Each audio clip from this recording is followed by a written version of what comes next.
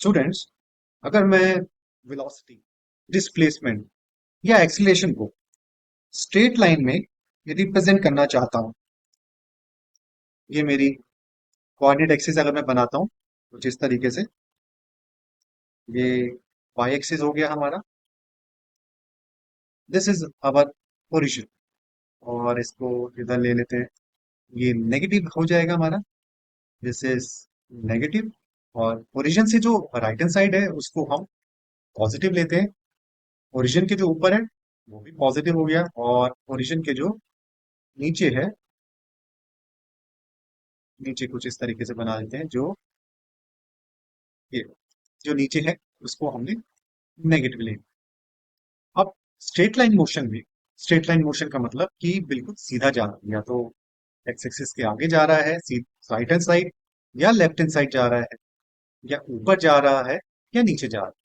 मान लिया an object is moving with uniform acceleration right hand side origin से, तो अगर मुझे उसकी डायरेक्शन को डिफाइन करना है तो मैं सीधा पॉजिटिव ले लूंगा। जबकि अगर वही बॉडी लेफ्ट हैंड साइड जा रही है, ओरिजिन के लेफ्ट में है, तो उसको हम नेगेटिव ले लेंगे। ऊपर जा रही है तो पॉजिटिव ले लेंगे, नीचे जा रही है तो नेगेटिव ले लेंगे। तो स्ट्रेट लाइन मोशन में फिजिकल क्वांटिटीज जैसे डिस्प्लेसमेंट, वेलोसिटी या एक्सेलेरेशन, इनको इनके डायरेक्शन एस्पेक्ट्स को इस तरीके से हम डिफाइन करते हैं। लेकिन अगर मैं बात करूं लेकिन अगर मैं बात करूं मोशन इन ए प्लेन का मतलब, ये कोऑर्डिनेट एक्सिस हमने बनाई एक्स, और इधर आ गया वाई। तो दिस इज द ओरिजिन। कोई ऑब्जेक्ट कुछ इस तरीके से मूव कर रही है। मान लें यहां से स्टार्ट हुई, पी से P1 चली। अगर इसके motion can be uniform acceleration या वेलोसिटी या डिस्प्लेसमेंट, अगर इसकी मोशन को हमें डिफाइन करना है तो उसके लिए हमें वेक्टर्स की जरूरत पड़ेगी। वेक्टर्स की जरूरत पड़ेगी। किस तरीके से ऐड होते हैं वेक्टर्स, वेक्टर्स को किस तरीके से सब्ट्रैक्ट किया जाता है, कैसे मल्टीप्लिकेशन होती है, वो सब चीजें जब हम डिफाइन करते हैं मोशन इन प्लेन, उसमें काम आती हैं। वेक्टर्स क्या होते हैं, किस तरीके से मल्टीप्लाई होते हैं, किस तरीके से ऐड हो रहे हैं, सब्ट्रैक्ट हो रहे हैं, ये सब चीजें हम सीखेंगे। तो सबसे पहले हम डिफाइन करते हैं वेक्टर होता क्या है। What are vectors. अच्छा स्टूडेंट्स, वेक्टर को डिफाइन करने से पहले हम ये समझते हैं कि स्केलर्स क्या होते हैं। स्केलर एक तरह की फिजिकल क्वांटिटी है जो डिफाइंड होती है सिर्फ मैग्नीट्यूड से। मैग्नीट्यूड से मेरा मतलब है कि उनको डायरेक्शन की जरूरत नहीं पड़ती अपने आप को डिफाइन करने के लिए। सिर्फ मैग्नीट्यूड ही इनफ होता है, काफी होता है उनको डिफाइन करने के लिए, उनकी वैल्यू डिफाइन करने के लिए। और मैग्नीट्यूड क्या, कोई न्यूमेरिकल वैल्यू, जो उनकी न्यूमेरिकल वैल्यू है उसी से वो डिफाइन हो जाती है। जैसे एग्जाम्पल्स हो गए हमारा स्पीड। स्पीड में मैग्नीट्यूड से ही उसको डिफाइन किया जाता है, डायरेक्शन की जरूरत नहीं पड़ती। डिस्टेंस और वॉल्यूम, इस तरीके से वॉल्यूम हो गया। Density of the object, temperature, ये सारी जो फिजिकल क्वांटिटीज हैं, इनको डिफाइन करने के लिए हमें डायरेक्शन की जरूरत नहीं पड़ती। They can be easily defined using their magnitude. Magnitude से ही वो आसानी से उनको डिफाइन किया जा सकता है। जैसे फॉर एग्जाम्पल अगर मैं बात करूं, एक स्क्वायर ले लेते हैं, और जैसे स्केलर्स को अगर ऐड करना है तो जैसे नॉर्मल एल्जेब्रिक नंबर्स को हम ऐड करते हैं उसी तरीके से इनको भी ऐड कर सकते हैं। मान लिया एक स्क्वायर है जिसकी साइड, हर एक साइड है 2 सेंटीमीटर ईच। अगर मुझे इसका पेरीमीटर निकालना है, 2 सेंटीमीटर लिख लेते हैं, अगर मुझे इसका पेरीमीटर निकालना है तो I just add 2 centimetre plus 2 plus 2 plus 2, 4 times add करूंगा तो पेरीमीटर आ जाएगा 8 सेंटीमीटर। स्केलर्स इसी तरीके से ऐड होते हैं, उनका मैग्नीट्यूड ऐड हो जाता है। डायरेक्शनल एस्पेक्ट से हमें मतलब नहीं होता, सिर्फ उसके मैग्नीट्यूड से मतलब होता है। स्केलर को उसके मैग्नीट्यूड के द्वारा डिफाइन किया जाता है। जबकि दूसरी तरफ वेक्टर्स में डायरेक्शन बहुत इंपॉर्टेंट रोल प्ले करती है। अगर हम बात करें वेक्टर्स की, कौन कौन से वेक्टर्स होते हैं, vector quantities, velocity is a vector quantity, acceleration, ये डबल सी लिख देता हूं मैं, और डिस्प्लेसमेंट वेक्टर क्वांटिटी है, force is a vector quantity. तो इस तरीके से वेक्टर क्वांटिटीज जिनको मैग्नीट्यूड भी चाहिए होता है और साथ में डायरेक्शन भी चाहिए होती है, और अगर इन वेक्टर क्वांटिटीज को हमें रिप्रेजेंट करना है प्लेन में, इनकी मोशन को प्लेन में रिप्रेजेंट करना है, तो हमें वेक्टर्स को समझना जरूरी है। चलिए आगे बढ़ते हैं। पोजीशन वेक्टर और डिस्प्लेसमेंट वेक्टर को डिफाइन करते हैं। पोजीशन है displacement vector X Y plane में किस तरीके से ये डिफाइन किए जाते हैं यूजिंग वेक्टर्स। तो मैं एक्स वाई प्लेन बनाता हूँ एक, कुछ इस तरीके से। ये हमने बना दिया। ये मेरी एक्स एक्सिस हो जाएगी और this is my Y axis. मान लेते हैं ये कुछ इस तरीके से मूव करता है। ये पॉइंट पी है और दिस इज पॉइंट क्यू, और ये मेरा ओरिजिन है। अब मैं इसको, इसकी पोजीशन को डिफाइन करना चाहता हूँ। तो मैं एक स्ट्रेट लाइन खींचूंगा, ज्वाइन करूंगा ओरिजिन से, और ये मैंने पी तक ज्वाइन कर दिया। और ओपी जो है, इसको मैंने नाम दे दिया लच्छे आर। ये मेरा ओपी जो पॉइंट पी है, इसकी पोजीशन हो गई with respect to reference O. P ये एक वेक्टर है, तो इसके ऊपर हम एक छोटा सा एरो बना देंगे। इस तरीके से पोजीशन वेक्टर को रिप्रेजेंट किया जाता है। अब इस ओपी को मैंने आर से रिप्रेजेंट किया है, तो मैं इस तरीके से भी लिख सकता हूँ आर, और उसके ऊपर छोटा सा एरो। तो पोजीशन वेक्टर को मैंने इस तरीके से रिप्रेजेंट कर दिया। अब बात करते हैं इसकी क्यू पॉइंट की।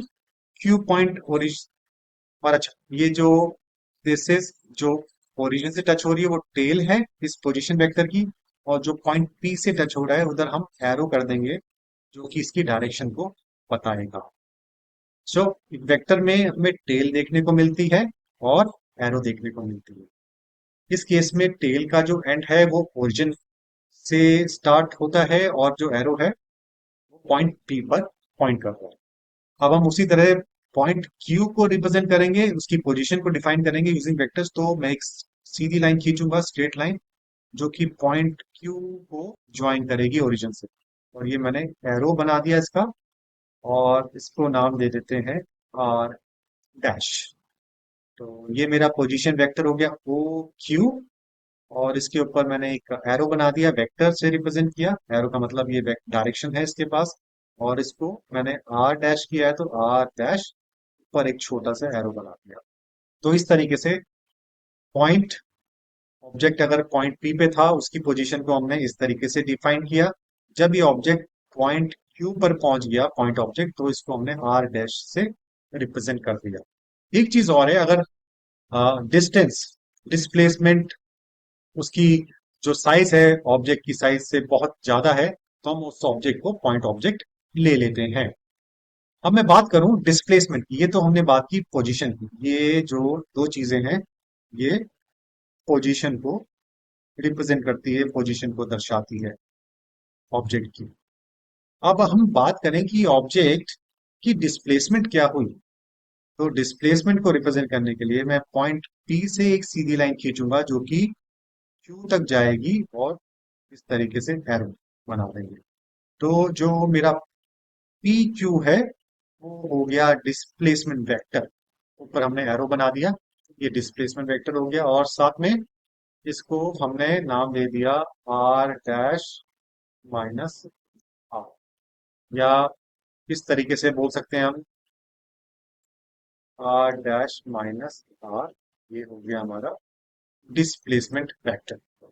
पी क्यू मेरा डिस्प्लेसमेंट वेक्टर हो गया, जबकि OP and O Q position vector है। तो इस तरीके से हम प्लेन में किसी भी ऑब्जेक्ट की पोजीशन और डिस्प्लेसमेंट को यूजिंग वेक्टर्स रिप्रेजेंट करते हैं। तो वेक्टर एक तरह का अगर रिप्रेजेंटेशन करें ग्राफिकली, तो एरो से रिप्रेजेंट किया जाता है। ये टेल कहलाती है, अगर point A tail and point B is the arrow. तो इस तरीके से हम पोजीशन वेक्टर्स और डिस्प्लेसमेंट वेक्टर्स को डिफाइन करते हैं यूजिंग वेक्टर्स।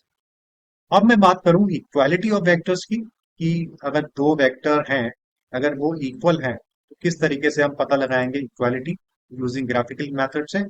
मान लिया कि एक का कुछ इस तरीके से वेक्टर है, ये वेक्टर ए मान लेते हैं, this is vector B, this is vector B. अगर इन दोनों के एरो का साइज, अगर हम बात करें एरो साइज और साथ में डायरेक्शन सेम होगी, तो ये दोनों वेक्टर्स इक्वल कहलाएंगे। इफ डायरेक्शन एंड साइज दोनों सेम है, तब ये vector A is equal to vector B कहलाएगा। अगर मैं वेक्टर बी को वेक्टर ए के बिल्कुल पास ले जाता हूं और ऊपर रख देता हूं और को इनसाइड हो गया ये, तो मैं बोलूंगा वेक्टर ए और वेक्टर बी इक्वल है, इनका मैग्नीट्यूड भी इक्वल है और इनकी डायरेक्शन भी इक्वल है। तो मैं इसको स्लाइड वेक्टर बी को स्लाइड करता हुआ ले जाऊंगा बिल्कुल ए के पास। ना तो मैं इसकी ओरिएंटेशन चेंज करूंगा और ना ही मैं इसका कोई एंगल चेंज करूंगा, बस इसको जैसा है पैरेलली उसको ऊपर ले जाऊंगा ए के पास तक। और अगर देखूंगा बिल्कुल कोइंसाइड हो गया ये ए के साथ, तो ये इसकी साइज और डायरेक्शन दोनों इक्वल है, तो ये दोनों वेक्टर्स इक्वल कहलाएंगे। अब दूसरा केस लेते हैं, मान लिया वेक्टर ए कुछ ऐसा है और वेक्टर बी कुछ ऐसा है। अगर मैं देखूं इन दोनों के एरो के साइज तो सेम लग रहे हैं, सेम साइज। अगर मैं वेक्टर बी को बिल्कुल जैसा जिस डायरेक्शन में उसी डायरेक्शन में उठा के ले जाऊं उसको, तो वो ए के ऊपर सुपर इम्पोज नहीं होगा कुछ, क्योंकि उसकी डायरेक्शन अलग है। वो कुछ इस तरीके से रह जाएगा, इनके बीच में एंगल बना रह जाएगा। तो डायरेक्शन अलग अलग है, this means vector A is not equal to vector B. तो और दूसरा एक केस और देखते हैं। अगर मैं बात करूं ये वेक्टर ए है और दिस इज वेक्टर बी, तो हालांकि इनकी डायरेक्शन तो सेम है, लेकिन size of the arrow different, यानी कि मैग्नीट्यूड डिफरेंट। तो इस केस में भी वेक्टर ए वेक्टर बी के बराबर नहीं होगा। तो इस तरीके से हम वेक्टर्स की इक्वालिटी को चेक करते हैं। साइज और डायरेक्शन दोनों सेम होना चाहिए, तभी वो वेक्टर इक्वल कहलाएंगे। अगर डायरेक्शन या साइज या दोनों चीजें अलग अलग हैं, तो वेक्टर्स इक्वल नहीं है। Okay, thank you.